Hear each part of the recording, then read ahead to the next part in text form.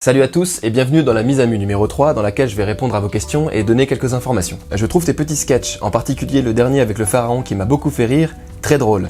Penses-tu développer ce côté foufou par la suite? Sinon c'est pas grave, hein. Tes vidéos sont de très bonne qualité quand même. Donc merci beaucoup Hélène Pradel. Alors oui, je vais de plus en plus en faire, mais j'en faisais déjà dès le début en fait. C'est-à-dire que dans les vidéos code mu où je parle de mots qui ne sont pas trop connus, j'ai toujours intégré des sketchs où je présentais des personnages qui étaient un petit peu foufou. Ça a commencé avec un Romain très narcissique. Dans le deuxième épisode, je crois que c'était un mec un peu bourré dans un bar, donc un mec un peu chasseur bourré. C'est toujours des personnages très stéréotypés. Et au fur et à mesure, dans tous les épisodes Code Mu, j'ai toujours fait des personnages un peu excentriques. Et je continuerai d'en faire parce que j'aime bien faire ça. J'aime bien me déguiser, j'aime bien jouer des personnages, j'aime bien mettre en scène des petites situations amusantes pour illustrer mes propos et en même temps pour m'amuser, pour me faire plaisir. Donc oui, il y en aura de toute façon encore et il y en aura sans doute de plus en plus. Dans une vidéo précédente, je ne sais plus exactement laquelle, tu avais annoncé un projet de vidéo sur les mots sur le thème de l'astronomie. Quel en est l'avancement ? Alors, c'est toujours en cours, ça fait très longtemps effectivement, ça fait des mois et des mois que j'en ai parlé et que je travaille dessus. C'est ce qui a fait d'ailleurs que j'ai pas sorti de vidéo pendant un certain temps. J'ai tellement bossé là-dessus, j'ai tellement voulu sortir une vidéo de qualité que je me suis retenu de pas sortir d'autres petites vidéos de peur que ce soit de vous trahir. Alors je sais, ça peut paraître bête, hein, mais de vous avoir fait patienter pour sortir de simples petites vidéos. Voilà, moi j'avais un peu peur de ça. Donc c'est toujours en cours, il y aura effectivement une personne qui est directement à la NASA aux États-Unis qui va participer à la vidéo, qui va permettre d'expliquer certains mots. Il y a une personne qui va modéliser un vaisseau spatial entièrement en 3D. Et puis je vais travailler aussi avec un acteur directement ici à Strasbourg pour faire toute une mise en scène. Donc c'est vraiment un gros travail en comparaison avec les autres vidéos que je fais où je suis simplement tout seul et je fais tout seul. Effectivement ça me prend du temps, c'est toujours en cours et ça sortira quand ça sortira. Voilà, je peux pas vous donner de date, je suis vraiment désolé, mais ça sortira. Comptes-tu participer à une conférence ou activité partagée, si c'est encore d'actualité cette année, à la Sublime Neocast de Strasbourg les 23 et 24 avril prochains? Donc non, c'est plus du tout d'actualité puisqu'on est en mai. Oui, je partage du rêve dans cette question, merci beaucoup. Donc du coup, oui, j'étais à la Neocast et non, je n'ai pas fait de conférence ni d'activité, enfin non, pas d'atelier en tout cas, parce que j'avais pas du tout le temps en fait d'en préparer un et je voulais pas faire un truc à l'arrache ou simplement répondre à des questions. Par contre, j'ai quand même fait une activité sur mon stand puisque j'ai ramené le Boggle. C'est un petit jeu avec lequel il faut retrouver un maximum de mots avec des lettres générées aléatoirement. Ça a été assez merveilleux de voir toutes les personnes qui ont accepté de participer et de jouer avec moi. Je pensais pas qu'il y en aurait autant, je crois que c'est la moitié des personnes qui sont venues me voir ont voulu jouer. Donc ça m'a fait très plaisir et on a vraiment passé des excellents moments. Au niveau des résultats pour les parties, on était plus ou moins à 50-50 de parties gagnées et perdues.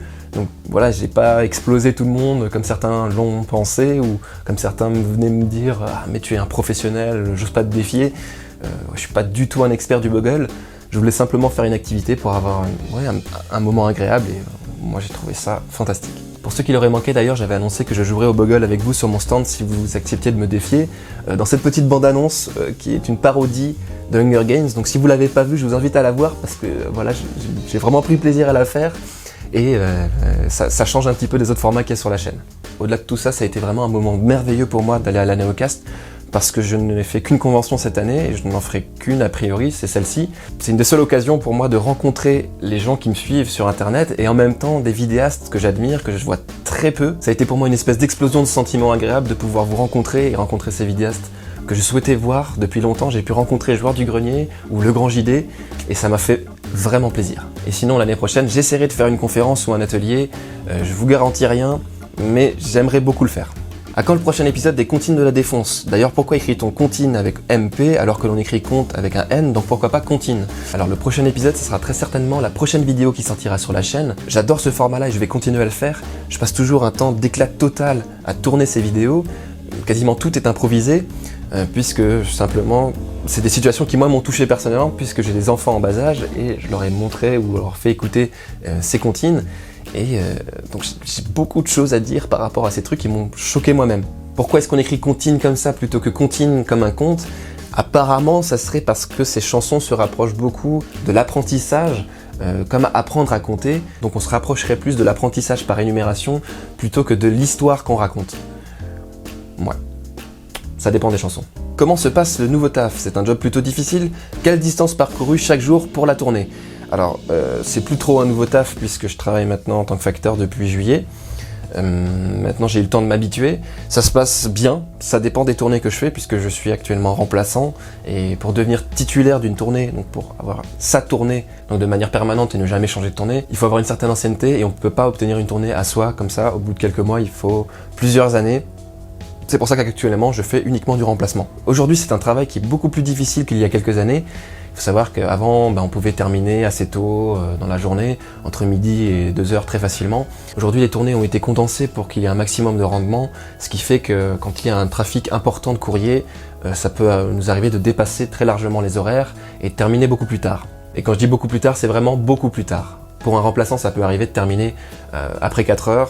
Moi, ça m'est déjà arrivé de rentrer chez moi à 18h, alors que ma tournée, je suis censé la terminer à 14h15. Bon, des journées comme ça arrive très rarement, mais de manière générale, le travail est quand même très intense et très long, puisqu'il n'y a pas de pause pour manger son repas de midi.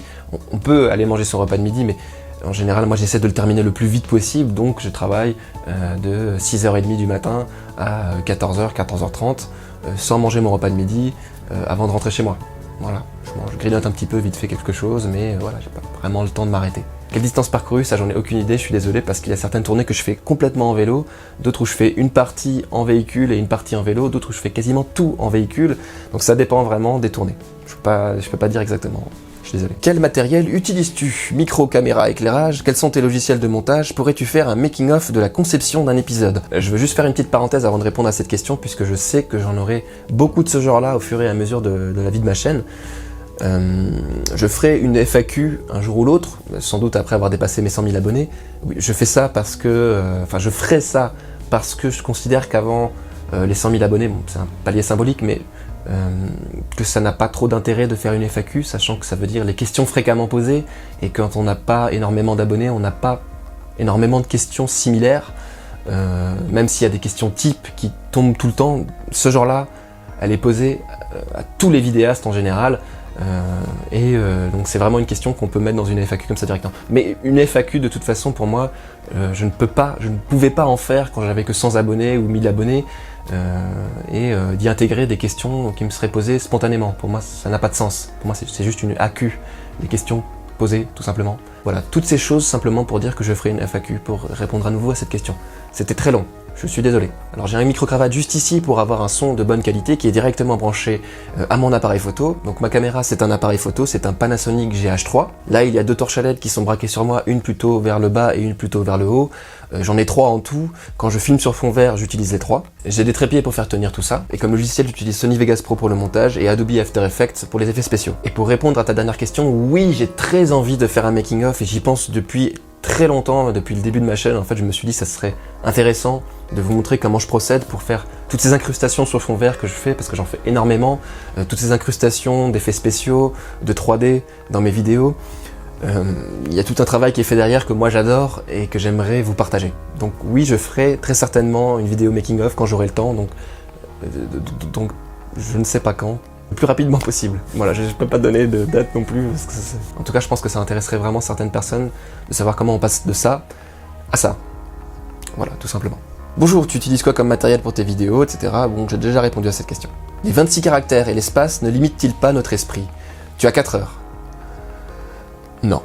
À quand la prochaine comptine de la défonce? Ah, vous aimez ça, et moi j'adore ça aussi, donc ça sera la prochaine vidéo sur la chaîne, je vous le promets. Est-ce que? Oui. Si oui, pourquoi? Parce que c'est la vie. Sinon, aussi d'ailleurs. Hein? Est-ce que tu serais prêt à venir faire un coucou à ton poteau bourguignon pour une mini formation capture vidéo son en intérieur, genre garage? Alors, éventuellement, si tu me prépares un bon plat de lasagne, parce que j'adore les lasagnes. Tu sembles avoir retrouvé un bon rythme de parution pour tes vidéos, est-ce le cas? Alors oui, c'est le cas, je fais beaucoup plus de vidéos en ce moment que pendant les 4 mois où j'ai rien foutu depuis l'année dernière. Voilà, donc je travaillais sur cette grosse vidéo dont j'ai parlé tout à l'heure sur l'astronomie, je vais pas revenir là-dessus. Mais c'est vrai que j'avais aussi un manque de motivation, et cette motivation est revenue.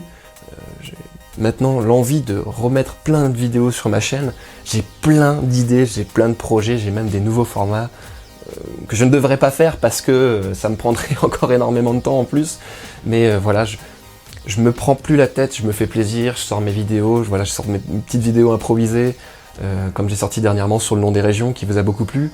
Et voilà, le but c'est vraiment de plus prendre la tête, de me faire plaisir, et je sens que ça vous fait plaisir aussi, du coup ça me fait du bien, et je vais continuer sur cette lancée. Voici la dernière question, que fais-tu en parallèle de YouTube? Très grosse question. Donc, déjà, premièrement, je travaille, j'ai un travail à côté de YouTube.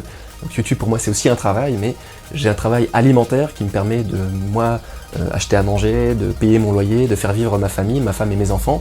Ça me prend déjà énormément de temps puisque je me lève 5 jours par semaine à 5h30 du matin pour travailler jusqu'à 14h et rentrer chez moi vers 14h30, 15h, parfois plus tard. Quand je rentre, je mange mon repas de midi.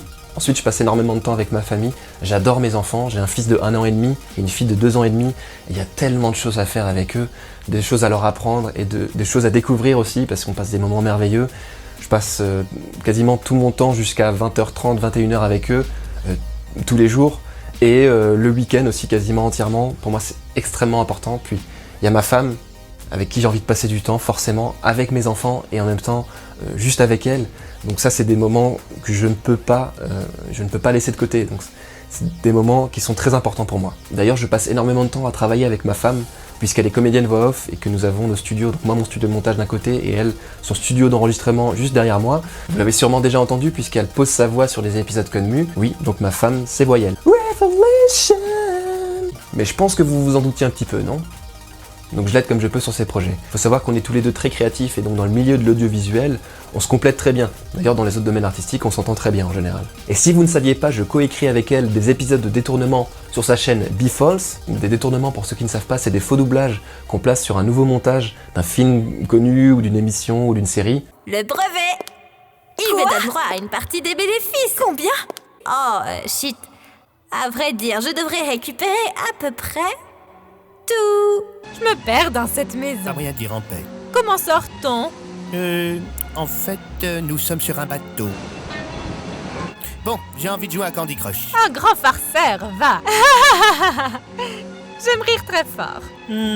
Abonnez-vous à cette chaîne si vous voulez passer un bon moment, vous amuser. Et attention parce qu'on va sortir très prochainement, dans les jours qui viennent, un nouveau détournement sur Star Wars, le dernier qui est sorti, donc l'épisode 7. Et à côté de ça, je fais pas grand chose de plus. De temps en temps, je regarde un film parce que je suis un gros cinéphile dans l'âme, mais voilà, c'est vraiment de temps en temps.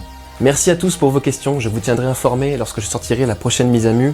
Ça vous permettra de me poser toutes les questions, les autres questions que vous aurez à ce moment-là. J'essaierai d'y répondre comme je peux. Profitez-en parce que j'en ai pas beaucoup pour l'instant et il y aura plus de chances que j'y réponde que si vous me posiez une question directement dans les commentaires. Merci à tous d'avoir suivi cette vidéo. N'oubliez pas de parler de Conmu autour de vous, c'est toujours un gros encouragement et un gros soutien pour moi. Et on se dit à très bientôt pour les comptines de la défonce.